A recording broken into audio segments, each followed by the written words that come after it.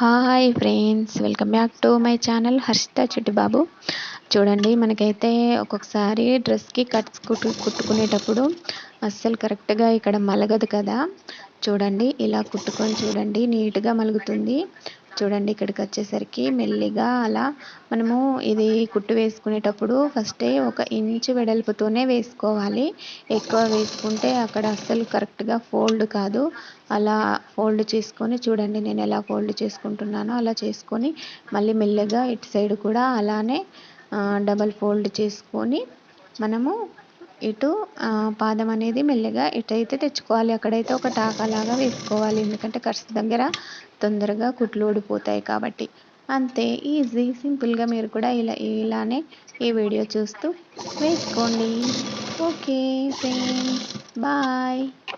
Next వీడియోలో మళ్ళీ కలుద్దాం.